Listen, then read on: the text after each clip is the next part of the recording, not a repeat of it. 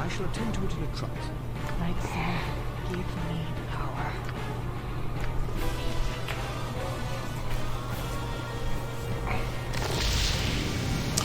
Part of what's throwing me off here is the fact that for some reason in this room the combat music doesn't end until I quick save. And I wonder if they did that on purpose. To screw with you? To make you think that you're truly not safe. Be a good horror game tactic. It would.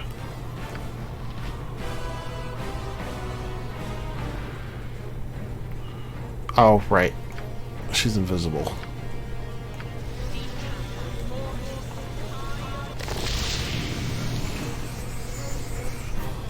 Okay, let's quick save it. How may I That actually still didn't end it. Dun dun dun.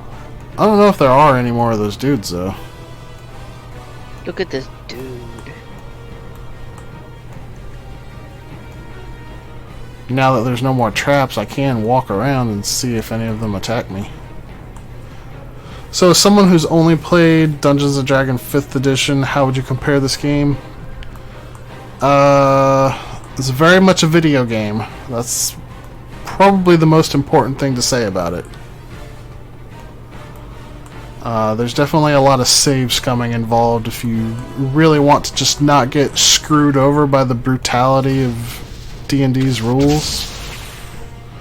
Did I not?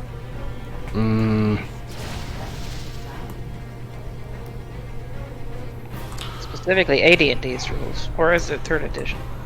This is actually AD&D 2nd edition. Okay.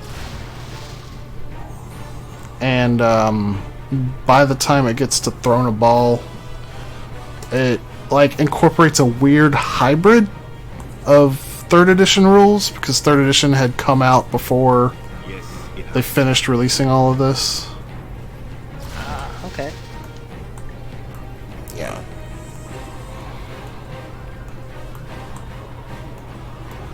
Throwing a ball sounds hard. Sounds There like it would is another one of those dudes up here. be. Sounds like it would be ball busting.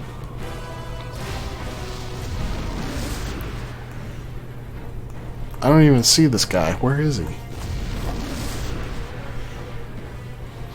Well, he is invisible.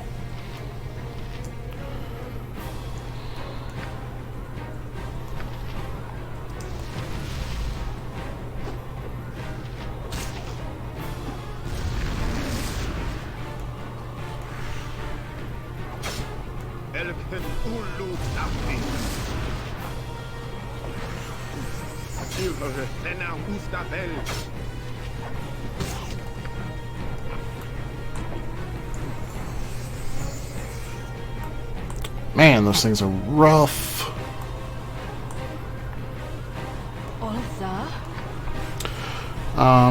Let's see.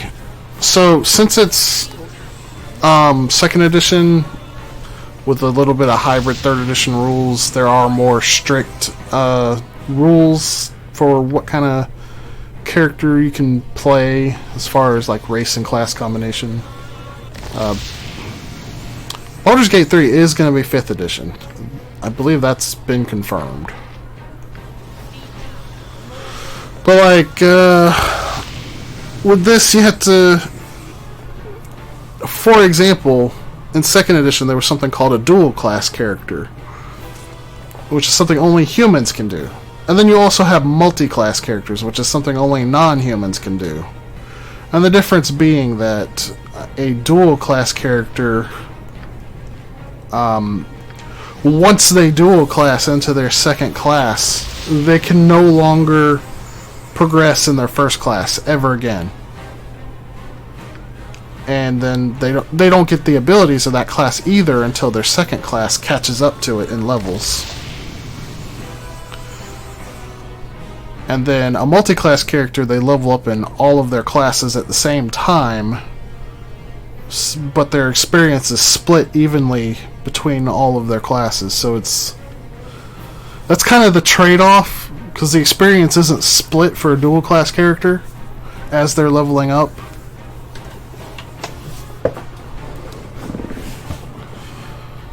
The dual class, I think, is mainly useful if you want some thieving abilities and want to do something else. Otherwise, I don't really see how it's too useful. Maybe if you want some hit points from picking a fighter class. Okay, I think they might all be dead now. Backstab. Yeah, I know, right?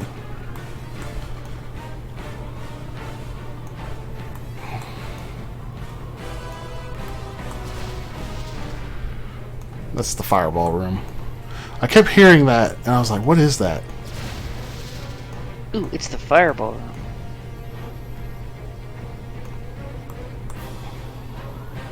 Okay, I definitely got them there.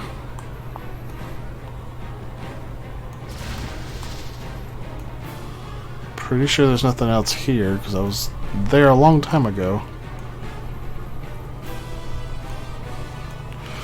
Wish I had played D&D back in the day and experienced the changes. Honestly, I played 2nd edition AD&D, and when 3rd edition D&D came around, I was like, oh my god, this is so much better in every regard. I never want to play AD&D ever again. And I can say that outside of playing video games that still use the AD&D rules, I have managed to do just that. I don't know anything about 4th edition except that everybody hated it, and I've actually only just recently, like 3 weeks ago, started playing 5th edition for the first time. So it's kind of interesting learning the differences between 5th and 3rd edition. They don't seem to be as great of differences as there were between 2nd and 3rd edition, though. And 3rd and 4th, from what I understand as well. Yeah, like I said, I don't know anything about 4th edition.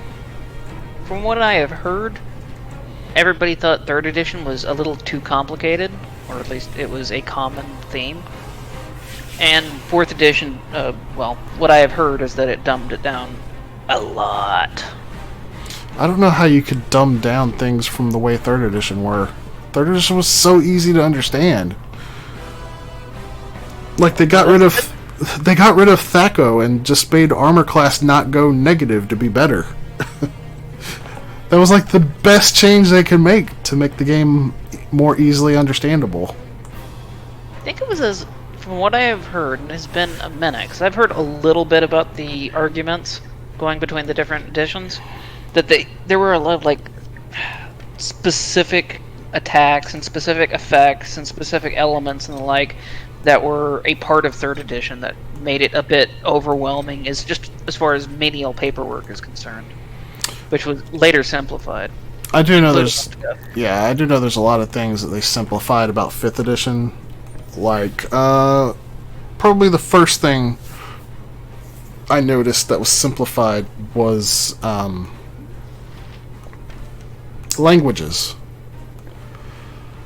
See, when I made my character for the 5th edition game I've been playing, I'm playing a drow, which is a standard race now. Okay.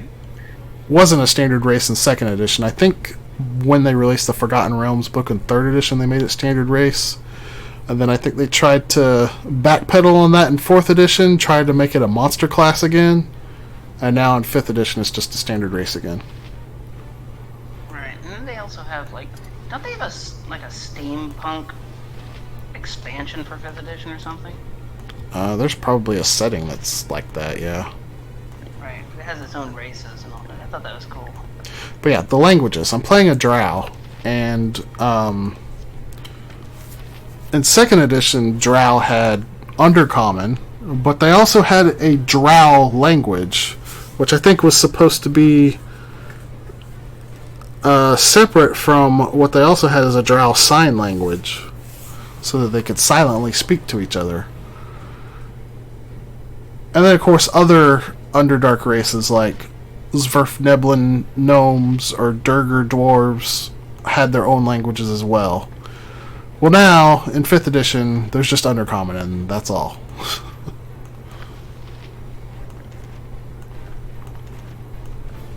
Which does make it a lot more simple. But a little less flavorful.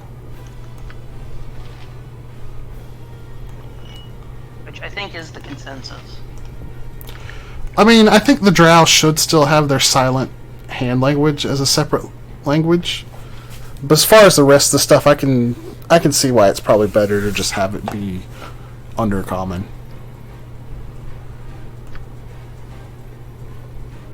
I think in practice, all the different languages really didn't serve much purpose.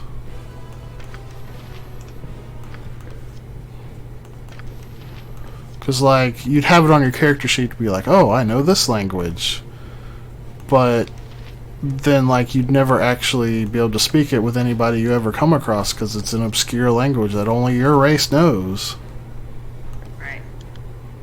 Another thing I've heard is, and from 3rd to 5th edition, is that a lot of monsters and a lot of the way monsters are designed in 5th edition are very straightforward. You know, you have attack, you have very specific types of attack, and that's it.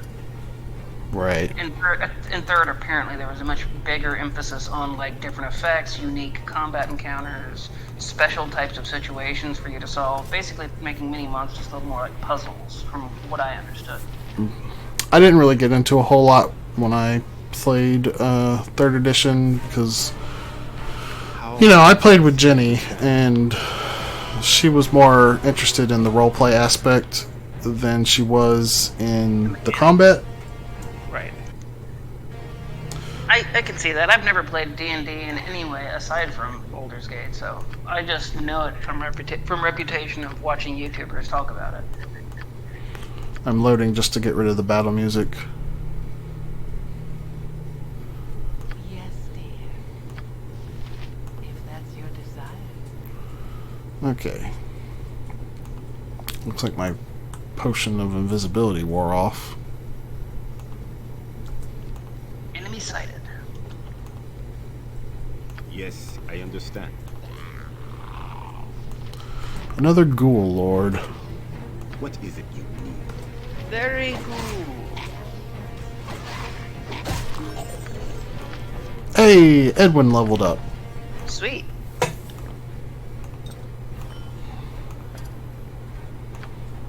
I wonder how much his lore will increase. He got an additional level 3 spell. An additional level 4 spell. Lore increased by 3. I wonder if that will be enough for him to identify stuff that I haven't been able to identify with.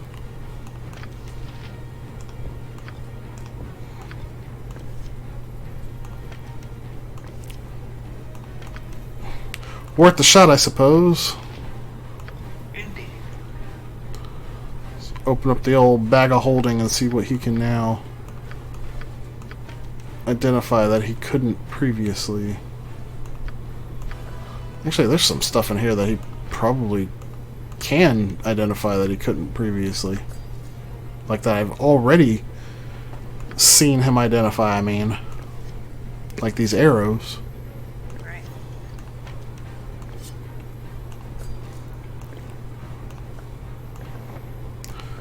I think the situation with lore will get a lot better when I get to Baldur's Gate 2. Still can't identify those. Well, that's upsetting. How tragic.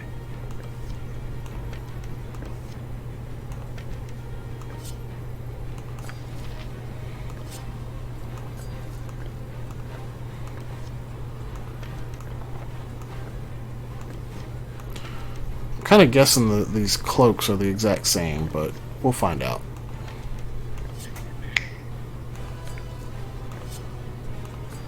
I think he should at least be able to identify that leather armor.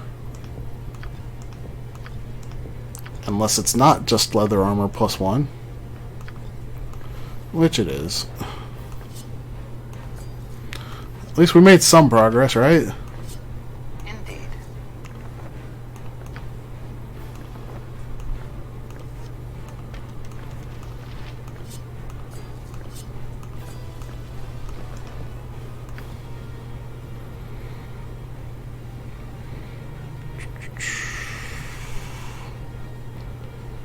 I wonder if you can identify any of those yet.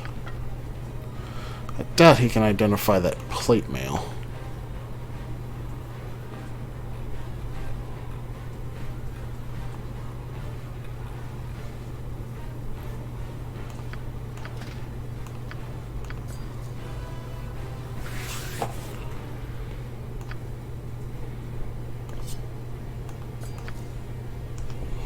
Okay, he cannot identify these swords, so in the bag you go. I shall be back in one moment. Alright, checking on the bread. As I figured, he can't identify the plate mail. Can't identify that staff.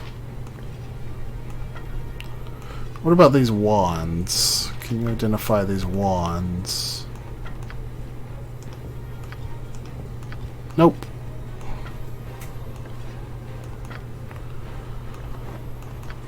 Robe, perhaps? Nope, still not. And the book. Nothing. Alrighty then. I guess there's nothing to identify.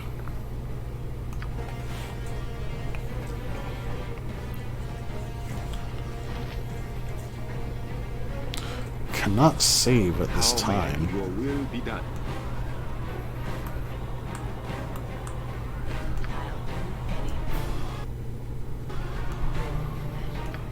I'm almost tempted to switch to my headset for a minute. I kinda hate how the music is bugged here. Ow. Great job detecting that trap, Safana. Yeah, I'm almost tempted to switch to my headphones for just a couple minutes. Oh? Yeah, just Yes, so I can I stretch understand. while being able to at least chime in, but the sound quality will be, while I'm on the headphones, a little bit inferior. Right. I just need to stretch. It'll be alright.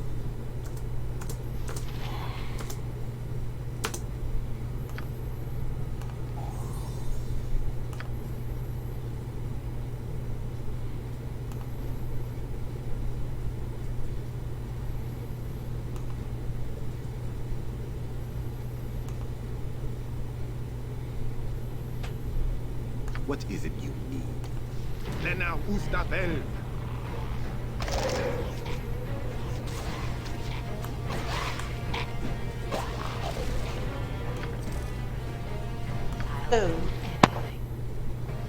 Can you hear me?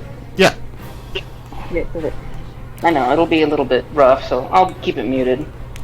It is a noticeable difference, but it's not from background quality. The difference comes from just the quality of your voice.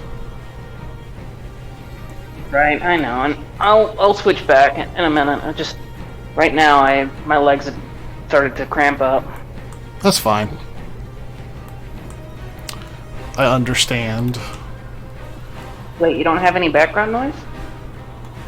I'm not hearing any background noise from you. Oh, okay. Well, I won't even keep it muted unless there is some noise that shouldn't be there. Just let me know. Well, you know I will.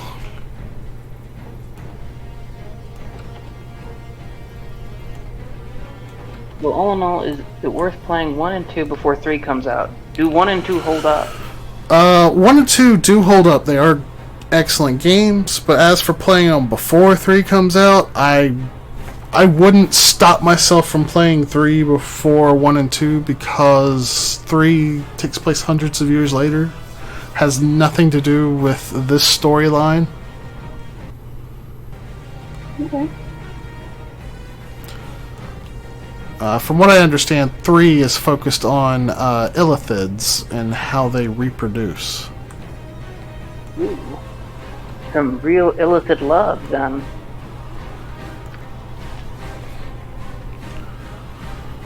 But yeah, this Baldur's Gate it's a self-contained story within Baldur's Gate 1, Siege of Dragonspear, and Baldur's Gate 2, and Throne of Ball.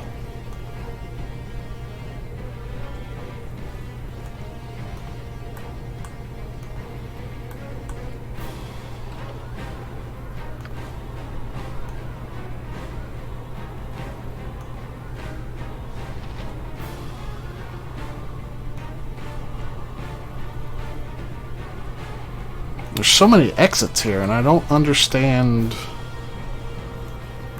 which one's which. Like, are they false exits?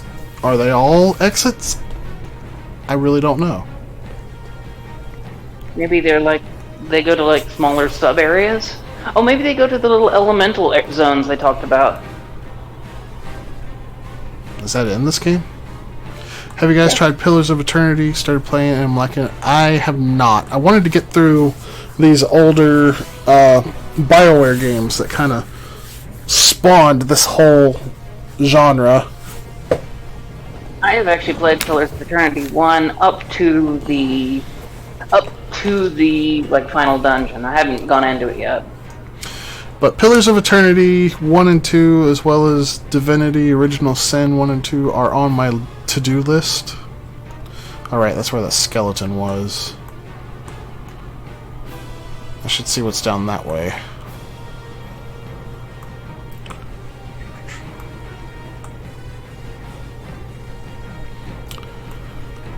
But like, Siege of Dragonspear is new, actually, and that's something that I wanted to get through as well before moving on to other stuff. That's not something I want to fight. Not with Safana. A greater wyvern. Oh yeah, that would be bad. Your will be done. It looks like it didn't see her though, so I should be alright.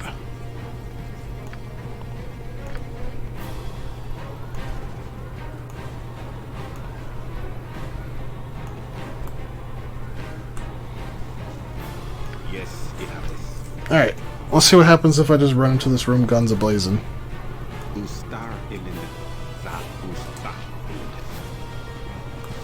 That's a lot of skellymen. Spooky, scary skeleton. Fortune favor.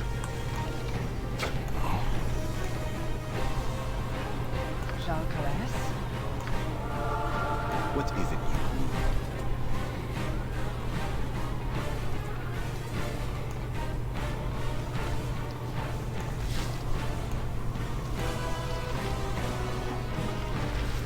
I guess that turn undead isn't doing a whole lot. Now, Martha. I would have imagined it would against Skeleman. They must be saving their rolls or something. Oh, wait. I can control them. Ulza Kalasna. Wow, How may I be of assistance? I didn't know that was a thing. I didn't either.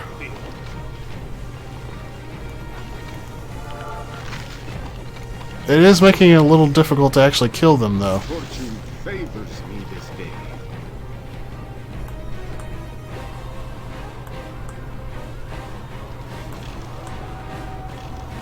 Oh, that time I got damaged by it.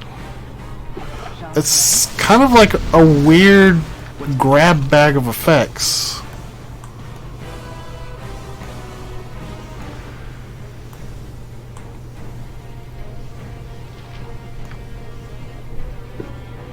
And my bread is rising pleasantly.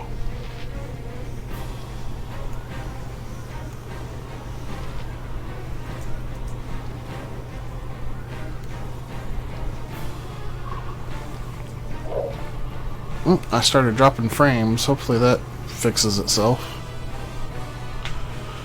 Yes, I have made whole bread. Sorry. I think that's the first time all night it's dropped frames, though, so we should be good. Yeah, I am making whole wheat bread in my bread maker, bread machine, and it is whole wheat bread. It is water, salt, olive oil. It is honey, and it is whole wheat gluten. Cool. And I am extremely excited for it. It has been a while since I have made bread. Like a long time. Too many skellymen. Spooky, scary skeleton. Alright, I think I know how I want to handle this room. And it's going to involve going undercover with Safana. If that's your desire. The traps are just too much for me to deal with.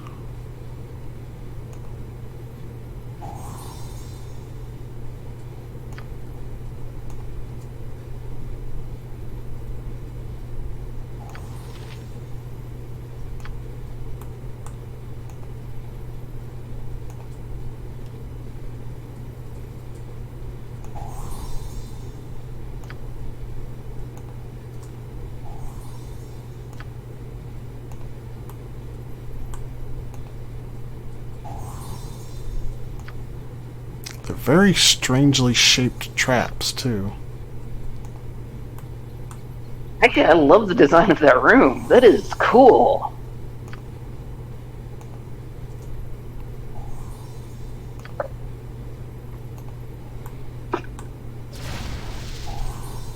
Oh, I guess I'm approaching it from the incorrect angle. Yeah, I think that you probably could. Yeah, it's one of the rooms that you could have headed to from the fireball trap. This actually seems worse than the room with the overpowered monster. Okay, I already disarmed that trap. Is there one on this platform, I wonder? There was one on every other platform. Moving my legs is exactly what I needed. God, I feel so much better. I guess there's no trap on that platform. I guess while I have the invisibility potion, I might as well check out that other room with the wyvern.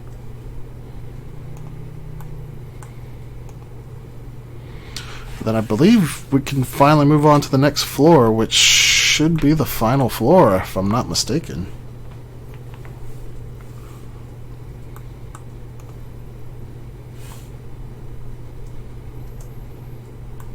Yeah, I do think it is only 4 floors, or is it 5 floors? Down. I believe the basement's only 4. Okay.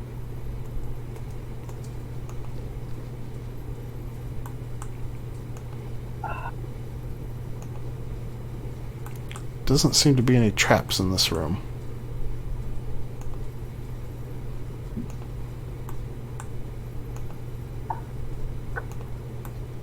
Just a bunch of wyverns. Wonder if their poison is as strong as it is supposed to be. Since supposedly that is the main device with which a wyvern marks its territory and with which it kills its prey, is with its own poison.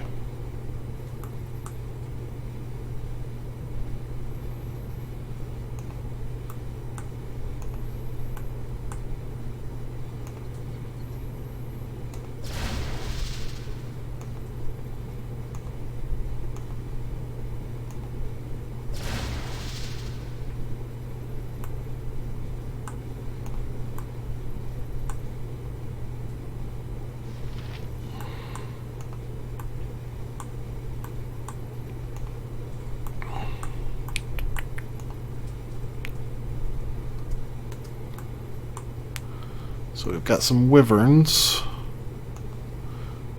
And what looks like it might be a puzzle of some sort up there. I'm not really seeing anything else to worry about in that room, which is good. I wonder what the giant skeleton is supposed to be. A dragon, maybe? It's just gigantic. It's bigger than any Maybe- dragon I've ever seen, though. Yeah, maybe it's like an elder dragon or something. Perhaps. Alright, let's see. It can't How may I be of assistance?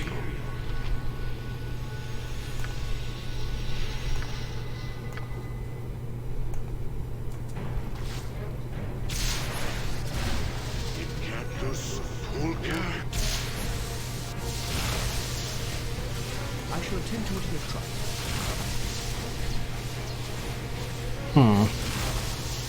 Perhaps that wasn't the best use of that spell.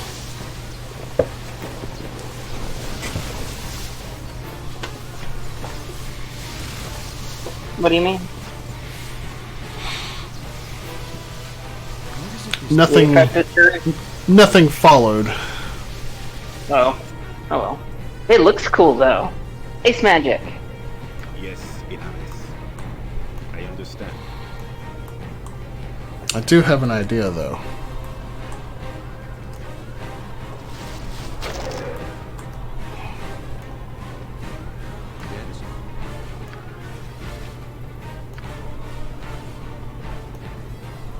Gotta go AFK for laundry, bear back. Alright, see you later. Later. It shall be as you wish. What is it? Your will be done.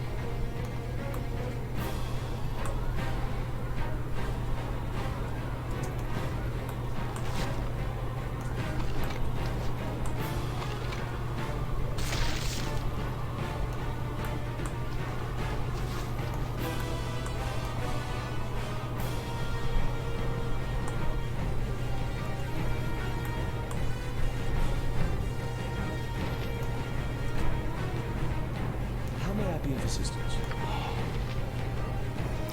Let's see how much it benefits you skeletons to be cowards. How may I be of a star Elendil? This is As long how as you they make- don't get. Huh? Oh, I was gonna say, as long as they don't get turned on, then they might get a boner. Ha ha ha ha ha ha ha ha ha.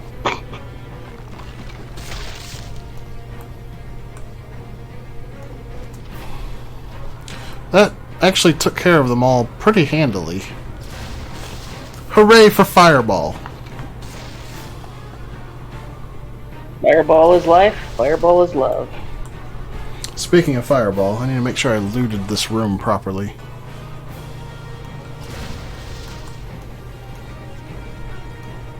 Looks like I did.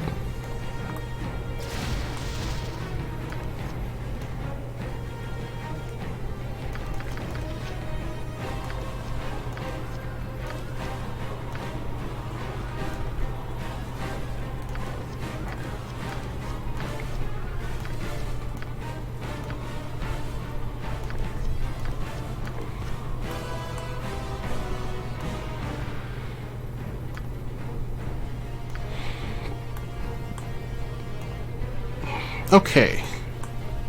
Yes, it is.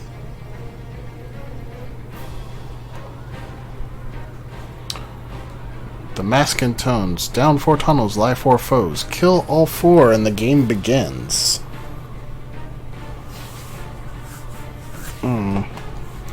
That doesn't sound ominous at all. Game, set, match. I'll tell you what I need to do, though. Why can I not save?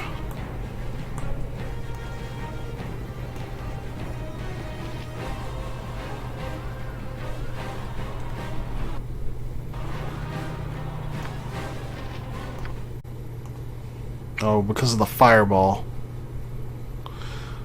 That's why the music doesn't end on this floor, because of the